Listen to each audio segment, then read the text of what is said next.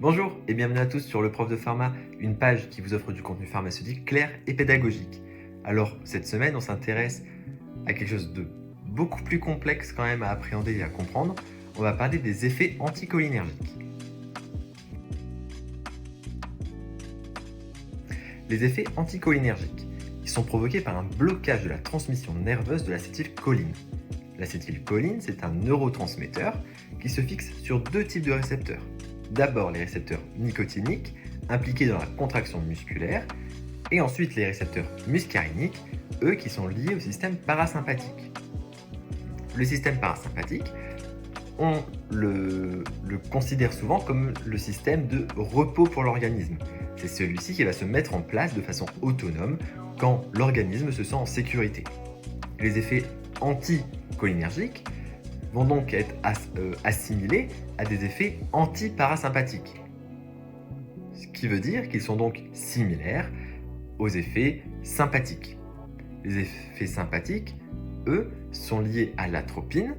On peut donc aussi appeler les effets anticholinergiques les effets atropiniques.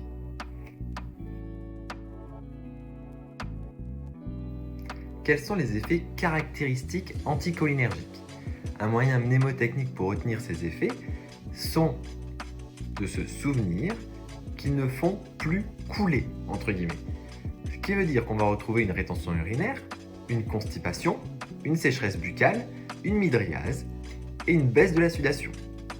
On peut aussi avoir d'autres effets comme une confusion ou encore des hallucinations.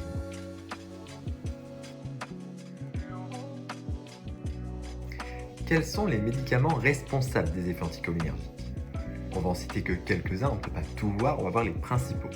Alors, on a déjà des antidépresseurs, comme la mitriptyline ou encore la paroxétine. On a des antihistaminiques, comme l'hydroxyzine.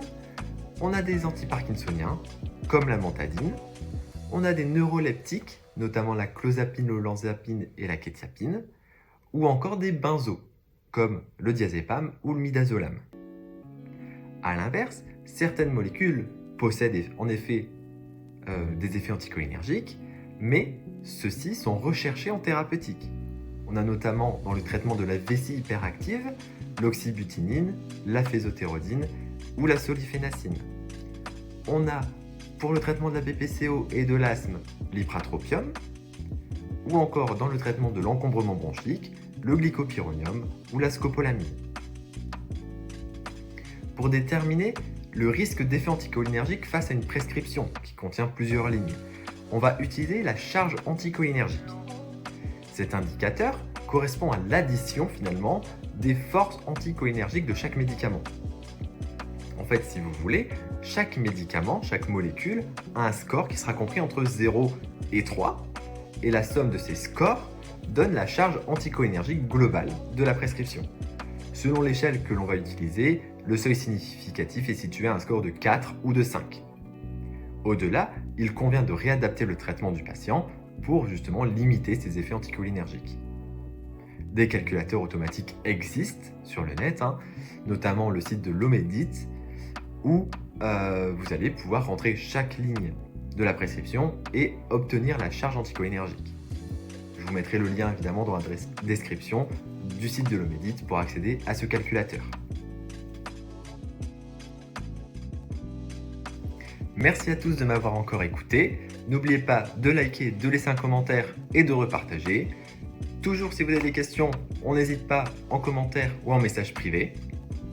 En attendant, moi je prépare déjà la prochaine vidéo pour la semaine prochaine et j'espère que vous serez nombreux. Merci beaucoup, bye bye.